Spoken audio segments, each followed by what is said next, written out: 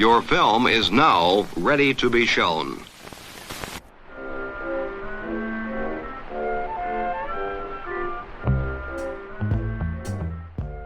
Good morning. I'm Justin Hendrix, editor of Tech Policy Press. We publish news, analysis, and perspectives on issues at the intersection of tech and democracy. On Tuesday, May 12th, I traveled to Washington, D.C. for the Center for Civil Rights and Technology's 2026 annual convening, titled All Eyes on Tech, Power, Protection, and the Fights for Civil Rights in the Age of AI, hosted at the Mayflower Hotel. The center is a joint project of the Leadership Conference on Civil and Human Rights and the Leadership Conference Education Fund. Launched in 2023, it engages in advocacy, education, and research on issues at the intersection of civil rights and technology policy, with experts working on AI and privacy, industry accountability, and broadband access. That Tuesday morning, Maya Wiley, president and CEO of the Leadership Conference, gave opening remarks. She expressed anger and frustration about the Supreme Court decision just days prior in Louisiana versus Calais. The court ruled 6-3 that Louisiana's congressional map was an unconstitutional racial gerrymander. The decision further weakens Section 2 of the 1965 Voting Rights Act, a law that is regarded as one of the most significant achievements of that era's civil rights movement, but that has been hollowed out by previous court decisions. And it immediately opened the door to more redistricting across the country, bolstering Republican efforts to control Congress. So I'm angry.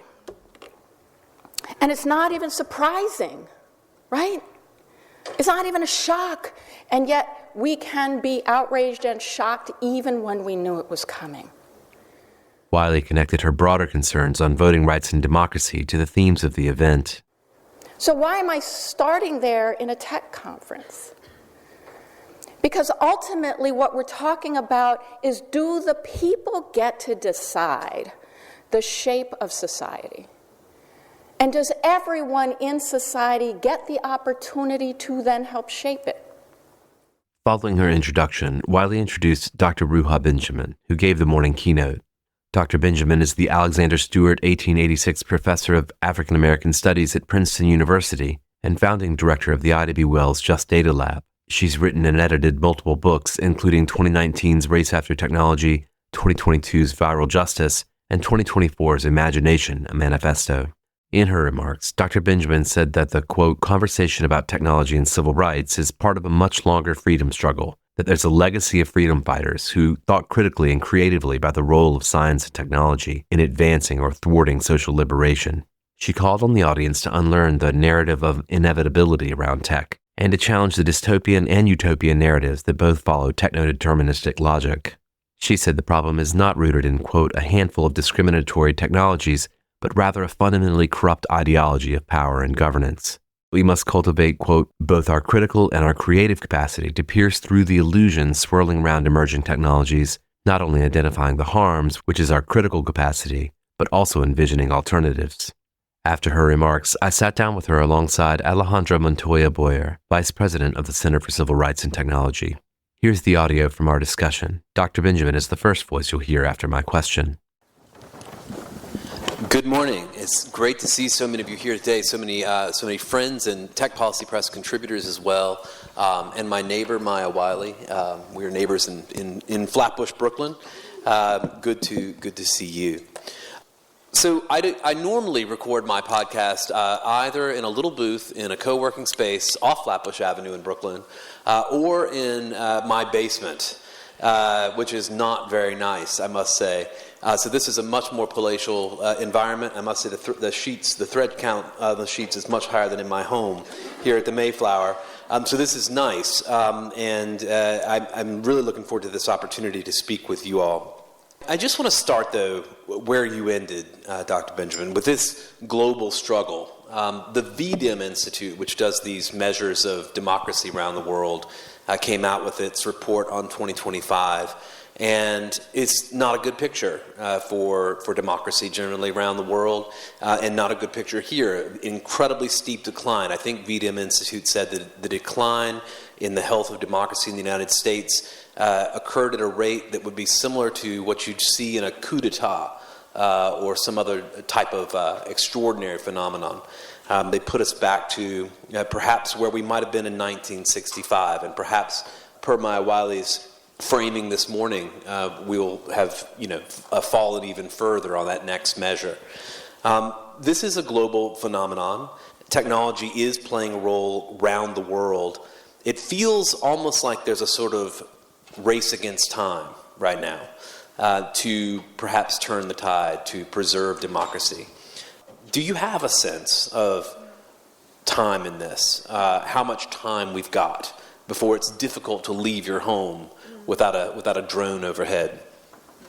Yeah, this is a great place to start. It's it's a way in which the discourse of urgency, I understand and I can appreciate the sense of, the title of one of my books is Race After Technology, this idea of, speed, movement, and I understand the urge and the longing for a recent prior era, as you're describing, a pre-AI manipulation of elections era, pre-Trump era. But where I kind of situate myself is with a sober understanding that even what we call democracy a year ago or 10 years ago or a couple decades ago often wasn't serving the vast majority of people anyway. So I want to caution against a longing or a return idea to a prior era that, in fact, wasn't all it's cut out to be. It was often in name and not in substance. The other thing about time is that when we think about the rapid kind of collapse, the accelerationist narratives, the ideas of bringing things down, apocalyptic stories, many communities around the world have already lived through various forms of apocalypse, various forms of the ends of their world. And what I want us to think about is what we can learn from people who have already seen collapse in various ways, and what kind of resources, insights, and knowledges that we need to draw upon, whether we're talking about environmental crises, whether we're talking about, political dystopias, really drawing upon that reserve. So if this was a longer talk, I would actually unpack another form of AI that I think is central to the conversation, but I was sort of limited. And that is the notion of ancestral intelligence. That many of us come from communities and forms of knowledge and insight that are passed down that are crucial for navigating this particular version of the end of the world. And so where I've sort of come down is a kind of Butlerian or Octavia Butler sort of school of thought, which is that it may indeed be the end of the world, but there are other worlds, other ways of thinking about organizing society that actually invite us to be even more radical in our imagination of what true participation is in social processes beyond this two-party system, right? That's just one line of thought. And so, again, it's an invitation not to a return, but to a radical imagining of what we want to see going forward. I can't play the crystal ball game of how long before we could see these dystopic futures, but I surprisingly woke up in an optimistic mood today because I get to spend the day with friends and colleagues, and so I'm going to take the opportunity to say, instead of, Professor Benjamin was breaking down these two stories of AI dystopia versus AI savior or tech savior. All of us are here showing up to say there's a middle ground. We can live in an environment where we have technological success and innovation and tools that make our lives better, that make work easier, that provide all of those opportunities. And all of us are working to put guardrails on those technologies to make sure that that technology works for all of us. And that in that optimism, we're seeing some shifts. There's public polling, there's a lot of momentum fighting for those guardrails, including the people in this room. And to me, that's saying we're not going to allow for that dystopic future. We're not even going to get to the point where we're having the conversation of, in 5 years, 10 years, 50 years, this awful scenario is going to come. Instead, we are going to use our collective power now to ensure that these technologies work for all of us in an effective, safe, ethical way.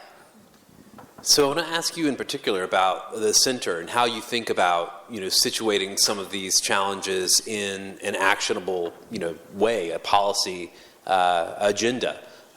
We've talked about a lot of big themes here. We're going to talk about, you all are talking about through the day and into tomorrow, a lot of big ideas, but also some more tactical things that are happening in the country and policy agendas that need to be addressed. How do you think about both kind of connecting to some of these bigger themes and then also the next year, the next 2 years, what needs to be done?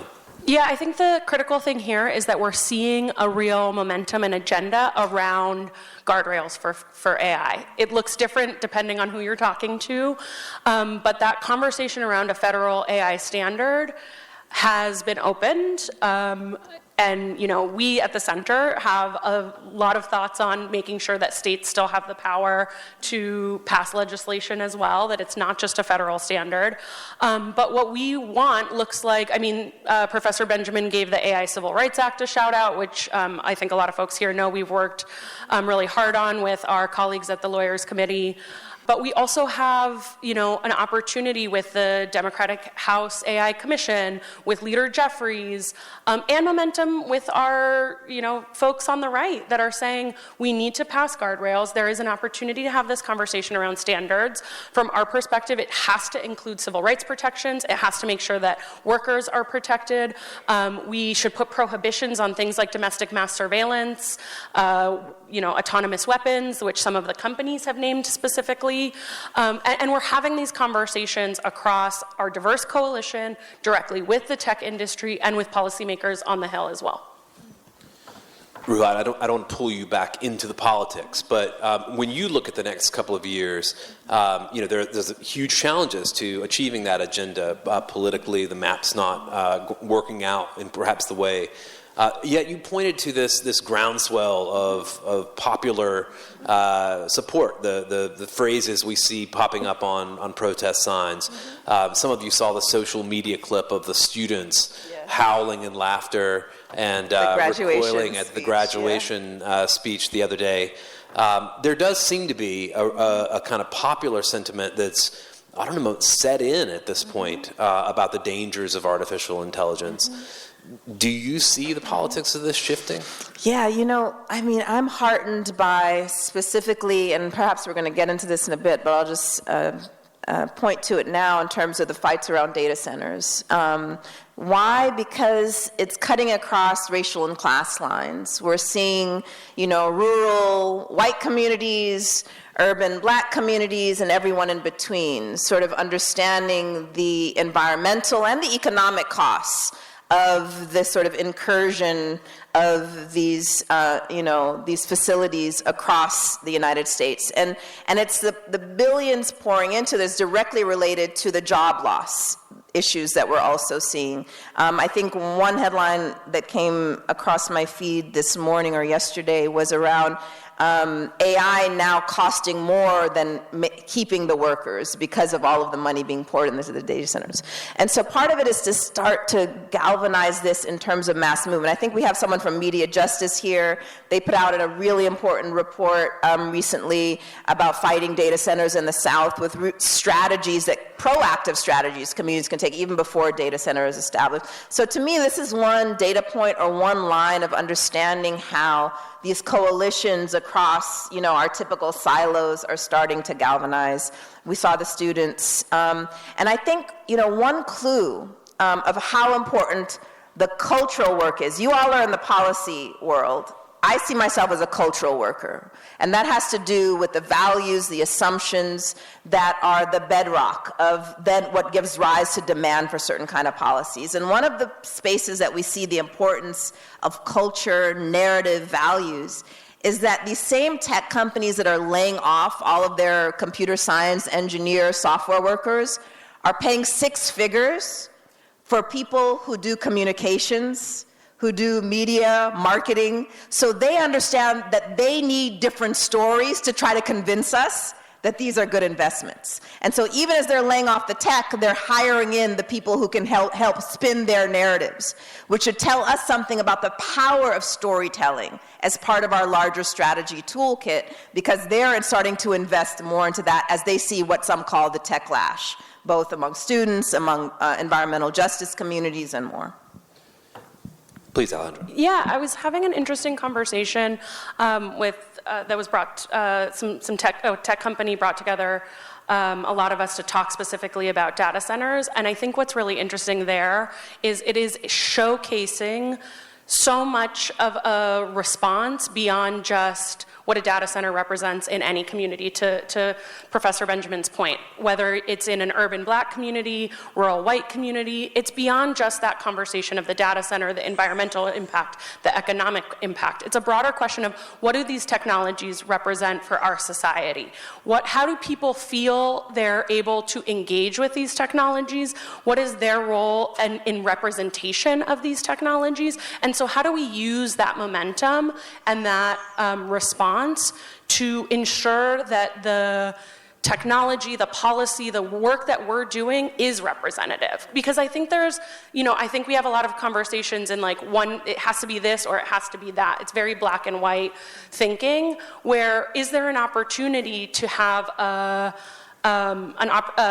chance to say, okay, we're gonna create these technologies and they're going to be representative. We're going to make sure to do the work to engage in the really challenging, maybe really grappling with who has that power in a way that's uncomfortable, but to say we can do these things together. We can have the technology that we need to advance our society, and we can make sure we're not destroying our environment, we're not losing jobs, we're not dismantling our civil rights. And I think the data center conversation, which we are having a breakout later, just a plug, I think is a really interesting space for us to kind of say, this goes far beyond just like the ugly cost impacting thing in our backyard. It represents what is this technology meaning for our society, and do we all have a voice in deciding what that looks like? If I can just add one more thing, just kind of to give you a visual of discerning the superficial versus the substantive approach to data centers. You know, a couple years ago, Google had like this data center mural challenge where it hired artists to make data centers really pretty. So if you look up Google mural data centers, you'll see all of these very cheesy murals on data centers. And that is like one of the, a illustrative of the kind of change the surface, but the substance doesn't change much.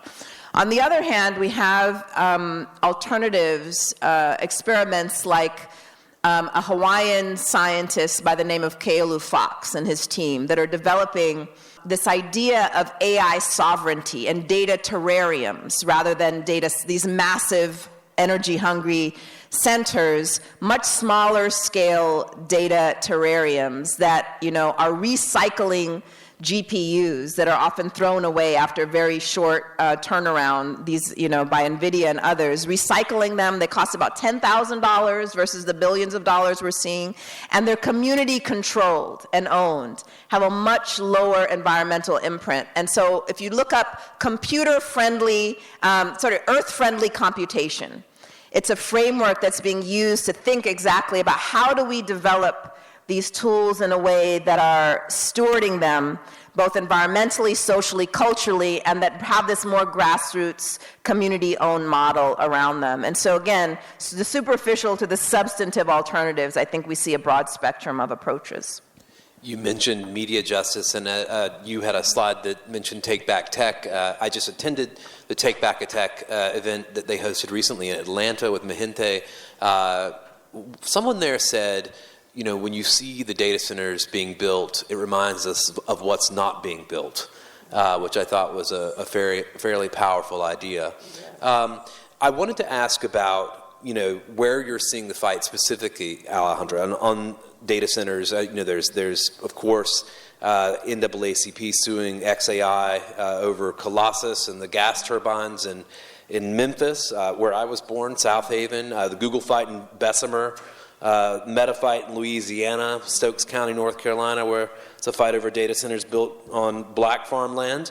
Where else are you kind of watching around the country, or what are you paying attention to as these fights unfold?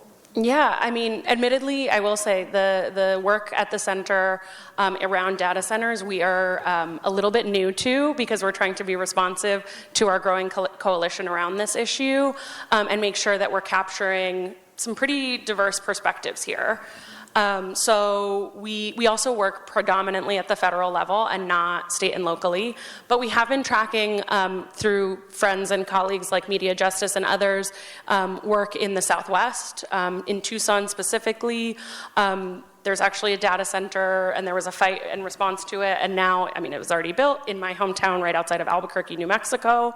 But I think for us, the conversation is much more focused on, as we have policy conversations around federal guardrails, that has to include conversations around data centers, or vice versa. There's a growing policy movement around data centers that can't just be about the data centers themselves. This is about broader, like I said, broader response to AI and these technologies across the board.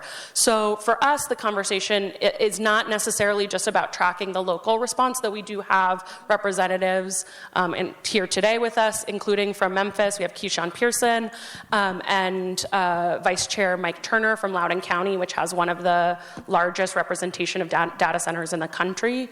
And so what are the opportunities for federal policymaking around these things? And then as we see these growing community responses, so to the point about what isn't being built, what are the community investments that we can pump back into communities that have some of these places, it's already been built. How do we ensure that those structures are creating pipelines for jobs, are making sure that the K-12 systems are, successful to be able to maintain that pipeline, making sure that the economic costs aren't driving up people's utility bills, that there's an environmental response. There are growing conversations around significantly more efficient data centers. Are we investing in the water and electric usage of these centers in places where they've already been built?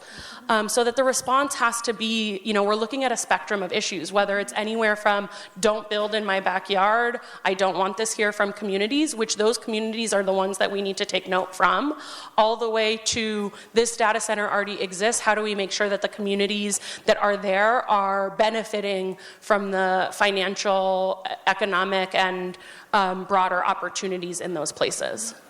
By the last count, I read that 2 out of every 3 data centers that has been challenged by communities have been stopped or delayed. So this is, the community organizing around this has been quite effective. And I think 2 earnings reports ago, Microsoft listed community opposition as a liability to its stakeholders. So basically, people power is an operational cost for these companies. And so we're starting to see the growing concern around this upswing. And I think part of the reason why it has become such a lightning rod, because it is, as you said, a physical manifestation of a much broader set of anxieties and rage against the incursion of this tech-mediated, these tech-mediated harms. And so again, it's not just the private companies, but I've seen it when I was going to speak at Michigan. I learned before I went that the University of Michigan was partnering with the Los Alamos labs around a data center that was being challenged in near the university. And so it's also other kinds of more public investments in these that are raising alarm. And so I think both environmental, but also the labor issue, like it's a lie that these are going to be big hiring, big hiring opportunities for places. So I think we should be really vigilant around the narratives that are being spun, whether job creation or even, let's imagine all of these data centers magically become green facilities. What that means is that it's like the greenwashing of a surveillance system, right? So still military, and policing and surveillance, these facilities are enabling, but they're going to be greenwashing them. And so it's not, again, just the environmental cost, but it's what's happening within the facilities, what they're enabling, that we have to also keep our eye on, not simply the energy and water issues. So I want to maybe from there ask a couple of questions about sort of the health of the field, the people who are in this room who are leading these fights. A lot of money is now getting poured into the data center fights, as it is being poured into the AI policy fights. This is not a symmetrical battle, right? Hundreds of millions being poured into PACs, supporting various candidates, pushing various points of view. Lots of advertising, just even around data centers, for instance, pushing the idea that these are crucial to our national security and to generally the health of society. How do the people in this room think about fighting on that uneven playing field? It's always been uneven, but it seems like it's, again, maybe even a step change, a level different as we go forward, this enormous concentration of wealth in tech firms. How do you think about that question? Yeah, I think, sort of circling back to this idea that there's a need for popular belief and investment in this. If that wasn't important, they wouldn't be investing so much on the sort of spinning of these narratives and these justifications.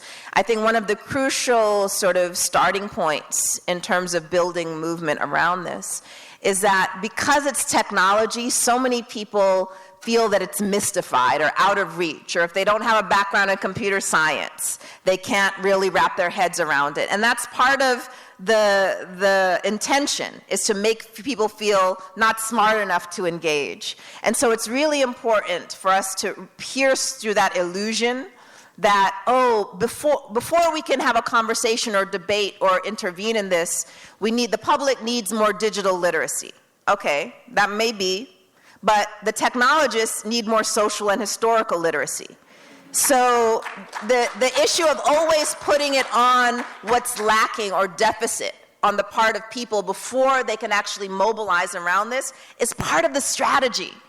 But there are organizations, for example, like the Detroit Community Technology Project that's been working on this, that have, for example, done popular education initiatives called discotheques, hosting discotheques, which stand for Discovering Technology, in communities where they invite people of all ages, from elder to youth, to open up the black box of these computers and these servers and really understand, the nuts and bolts, to bring it back down to earth, that the cloud is not up there, it's under our feet, right?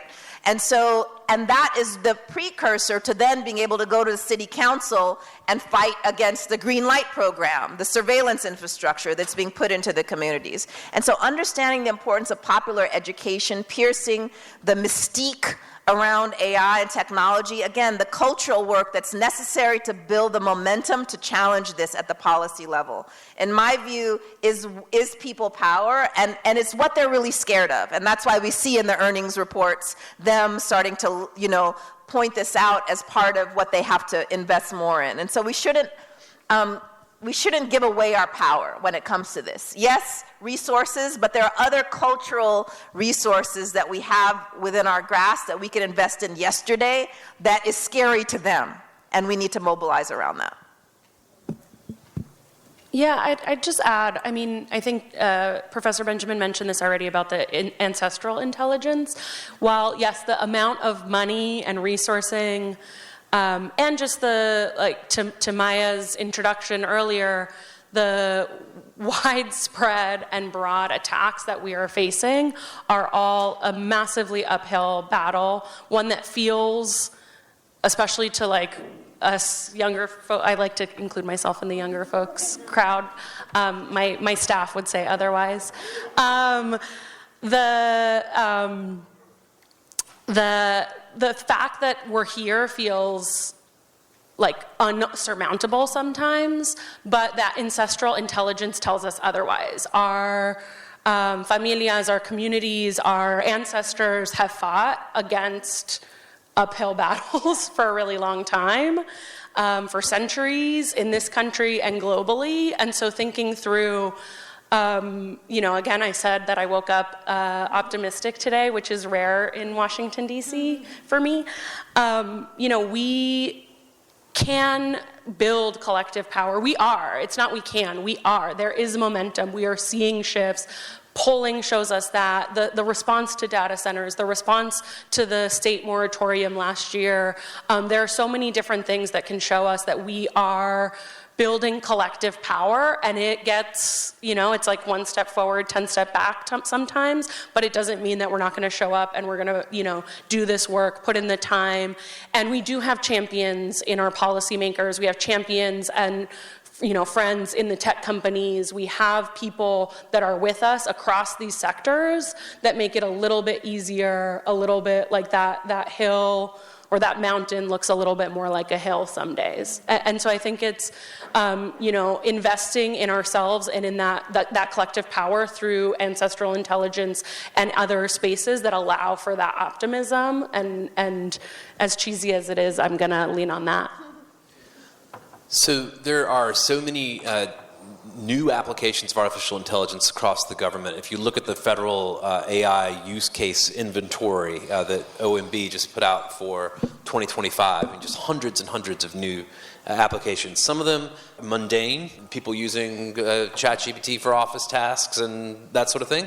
Some of them very concerning. If you look at some of the applications at DHS, things like the Elite app, which help to target doors getting kicked in the siege of Minneapolis that we talked about last on our podcast, Mobile Fortify, these other types of applications. When you think about just the volume of that, is the field prepared to kind of pick through each of those things and to challenge them, to do the legal analysis? Do we have the resources we need? Are people's minds focused in that way? I mean, do the nonprofits and legal experts and civil rights organizations that are doing that work have enough resources? Absolutely not. I will not be overly optimistic there that there is enough resourcing, capacity, money, all the things to be able to respond to a mountain of issues of the federal AI use right now. That being said, I'm trying to uphold my promise of being optimistic, is we have experts and folks that are responding with everything they do have, even though those resources are not enough.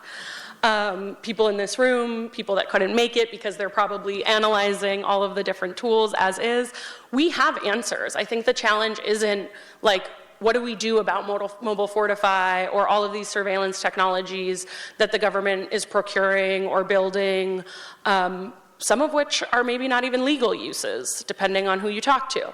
So, we know how to respond here. The matter is making sure we pass federal legislation, making sure this administration responds to the legal requests that we have, which is its own challenge.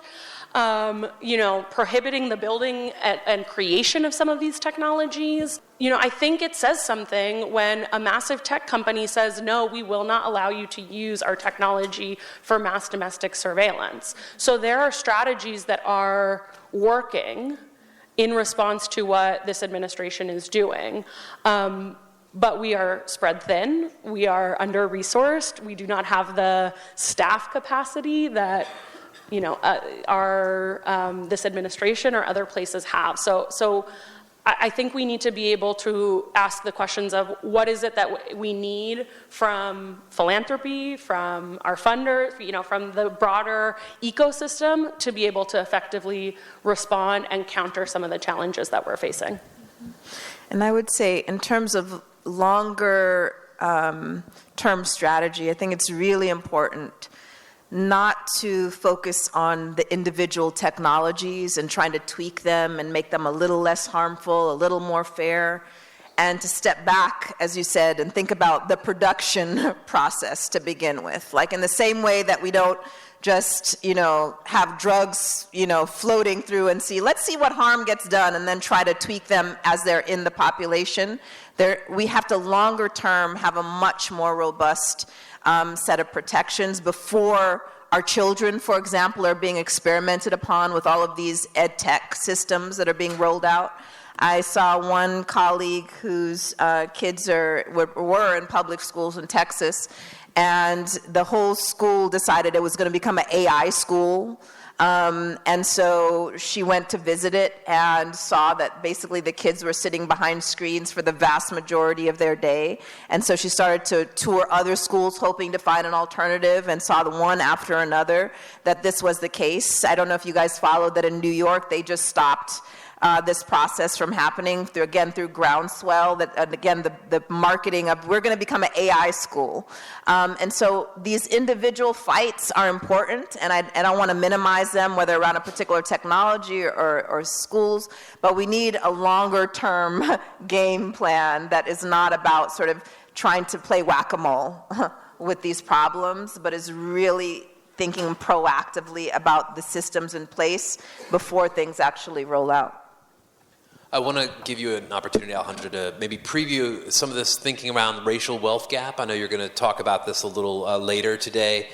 Just give us the quick preview, the quick points on what we can expect of that conversation. Yeah, absolutely. I mean, first off, I think one, I'm actually going to take an even further step back and just share. This is something I've been really interested in and super excited that we're launching this research, because for folks that know, I've been with the center for just over 2 years now, and this is something that I interviewed to get this job, talking about wanting to explore the impact that AI is having on the racial wealth gap, just because we can't just be having conversations, although to the point about like whack-a-mole, this is impacting across so many issues, but without the understanding, research, and really the like knowledge of what does this mean, what are these technologies doing, and what does this mean particularly for Black communities, for Latino communities, knowing that people of color are most impacted by these systems. So I'm just starting with a point of pride and excitement about the research.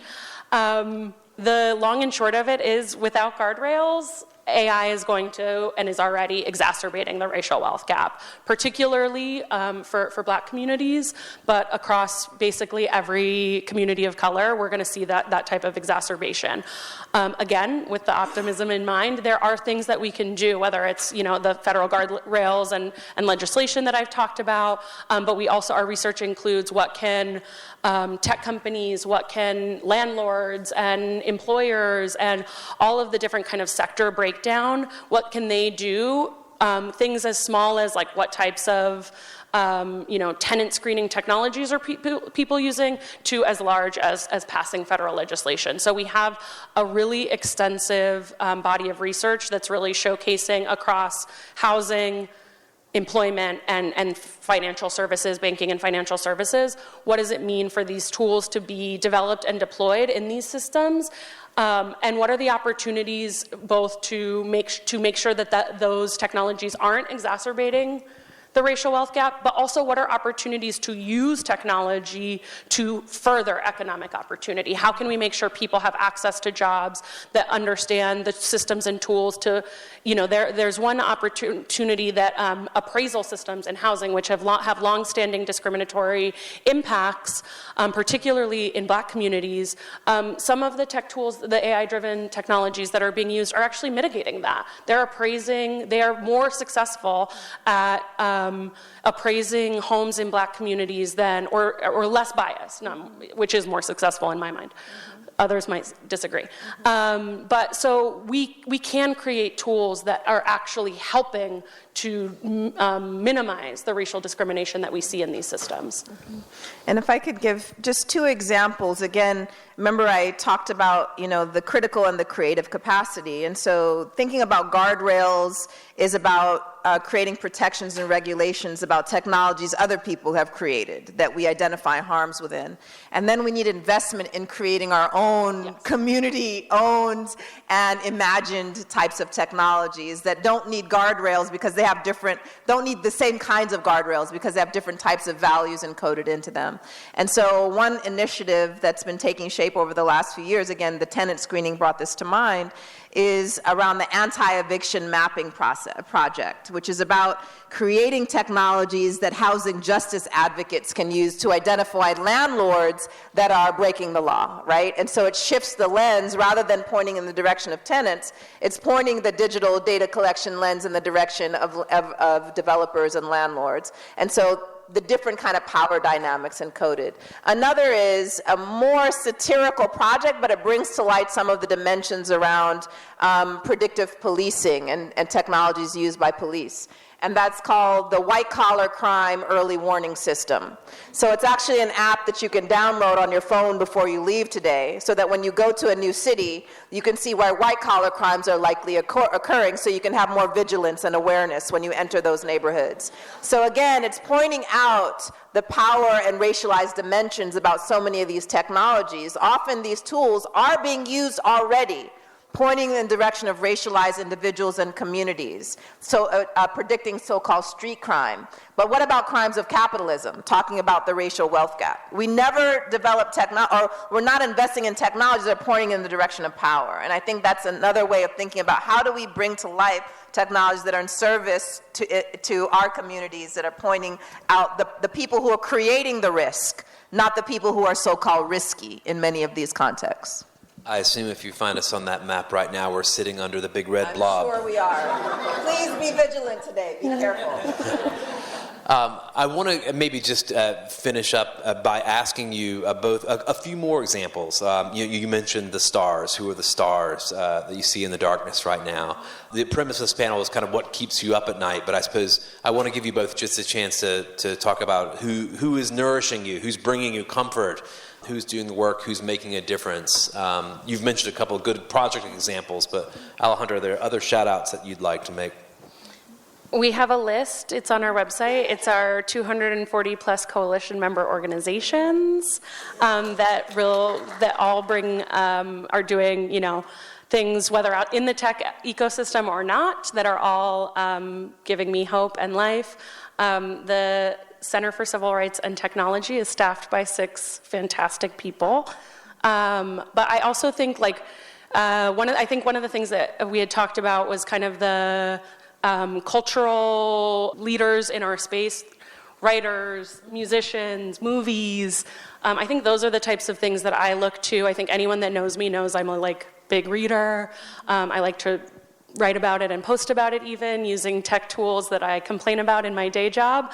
But I think looking to that type of kind of optimism, and whether it's Octavia Butler was mentioned today, but also new folks, R.F. Kuang, there's people that are talking about these issues across different spectrums and different ways that I think bring me just a lot of joy and optimism. And then I will also say that I think the work that, the folks of us that are doing, again, I feel like a broken record talking about the federal guardrails, but the folks in this room and outside of it that are really pushing the federal government in these spaces, it can't be, to your point about the, uphill battle and the resources, it can't be understated, the impressive groups of people that are coming together to respond there. I mean, it does make sense to me that you talk about cultural artifacts in particular, because it does feel like, despite all the money, all the investment, all the effort, they can't win the culture, right? Seems like the majority of people are opposed to a lot of these things. Yeah, absolutely. Yeah, so the question being what inspires, I think it was last weekend in Atlanta was Take Back Tech. You were there, a number of people in this room were. I would encourage you, if you haven't heard about it or if you haven't been yet, put that on your radar and look at the organizations from around the world, not just US-based, that are working across the spectrum, from data center fights to building autonomous infrastructure, digital platforms that are owned by the people. And so there's so many great things happening that you can't help but feel the energy and the momentum in that kind of space. One initiative I just want to plug, just because my lab has started to collaborate with the Hope Gap XR project. We were just at the National Museum of African American History and Culture 2 weeks ago, and we brought Della Wilson and her team there. And what the Hope Gap XR is, virtual reality experience that brings people inside of actually existing reparations initiatives around the world. One in the US, Evanston, Illinois, one in Aotearoa, New Zealand, one in Namibia, Southern Africa, where reparations initiatives are underway. And the idea for this is the hope gap is a kind of technical term that refers to the gap between what we want to see in the world, our vision of justice and liberation, and our belief that it could actually happen. So the gap between sort of our realism and our aspiration, the kind of the exercise that we did. And so what this initiative tries to do is by bringing people inside of the reality that these things are underway, it starts to close the gap and gives you the energy to fight for it in your own locale or your own context. And Della developed this and is in the process of developing this because her own father, who was a civil rights activist, freedom fighter, she noticed in her conversations and her time with him that the cynicism was starting to set in. The set of hopelessness was starting to set in as he saw the waves of dystopian tyranny, take shape in the last few years. And so in some ways, this is a love letter to her father, to reanimate that sense that it is possible to continue to further this long freedom struggle. And in the process of developing this, she's now taking it to cities and locales around the country. So you might consider inviting the Hope Gap to your own locale to, again, be a conversation starter for people to feel the energy and momentum they need as the fatigue, the sadness, the grief start to set in, when you only doom scroll, when you only look at what's going wrong in the world. And I think that part of is sort of inciting faith, hope, determination, imagination in what's possible is a key ingredient. It can't be tangential to our struggles, but it's really something that we need to invest more in. I definitely would agree that at Take Back Tech, one of the great things about that program is that there were many opportunities to pause and be joyful, to dance, to engage in music and art, and that was an important piece of it. I should hope that some of you will find opportunities to look for joy today in your conversations with one another. I think this conversation hopefully has got us off to a good start just in framing some of the big ideas. And of course, the center's work will be on display throughout the day, and you'll hear about that research a little later. And Dr. Benjamin, of course, your books I would commend everyone to. Important reading, which I always send to my students. I'm grateful to the two of you for speaking with me today, and thanks to all of you. Thanks, Justin.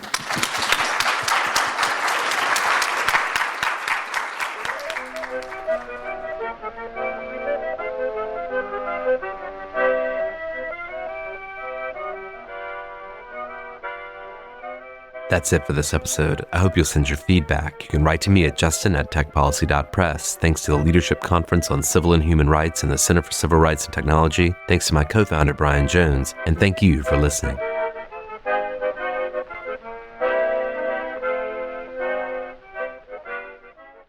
Tech Policy Press.